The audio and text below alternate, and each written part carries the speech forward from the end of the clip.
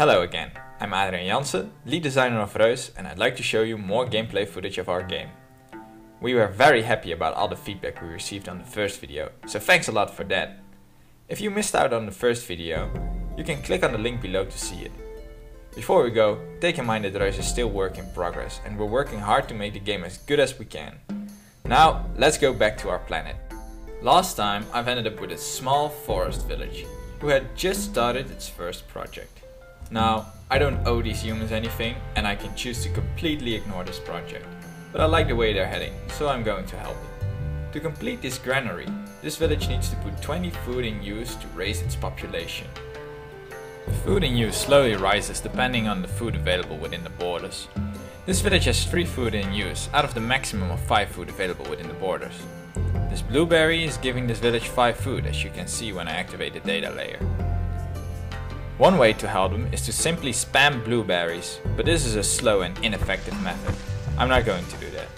A better way to help them grow is to create an effective ecosystem. Natural sources all have symbioses, and creating an ecosystem that makes good use of these symbioses is the best way to influence a village. I could make use of the symbiosis of the blueberry, but I'm going to try something different. Let's create some animals with the ocean giant right over there.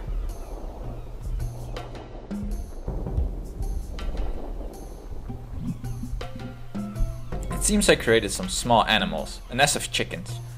Animals have a range of effect, influencing every patch within their range. That's why the food of the chickens can still be collected partially, even though it's not within the borders. Let's take a look at the symbiosis. Ah, excellent! They grow bigger if they can feed on blueberries. Let's make use of that symbiosis.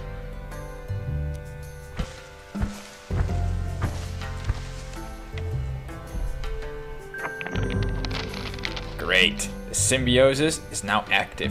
Look at how much food can be collected now. The city is now growing significantly faster and can grow up to 18 food in use.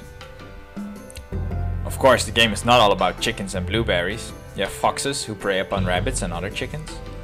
Maybe you want to create some swamp plants who benefit from high diversity. Another option are armadillos, who tunnel through minerals that you place. In total, there are over 100 different natural sources to create your own ecosystem with. But let's go back to our planet. The granary project has been completed and the people are celebrating. Projects also have a specialization, a more powerful version of a symbiosis. This granary, for example, has given room for specialized fruit farmers and woodworkers. The specialization will benefit from apple trees nearby, but we don't have any of those. Fortunately, completing a project also yields an ambassador who wants to aid the giants. Let's pick up this brave villager with the forest giant. Picking up an ambassador with a giant will increase the giant's strength. As you can see, the ambassador is now on my forest giant's head. And he has also unlocked a new ability, the fruit aspect ability. Aspect abilities are another big part of shaping your ecosystem. You can change any natural source with an aspect, basically like a sort of upgrade. For example, I can make my blueberries more fruity with this fruit aspect ability, but natural sources can only have a limited number of aspects.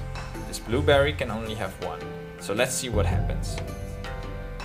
Here you can see that the natural source is now boosted by an aspect, giving it extra fruit and thus extra food. Aspects also give us another option. We can transmute a natural source into a different one, if we got the right aspects. The fruit aspect allows me to upgrade this blueberry.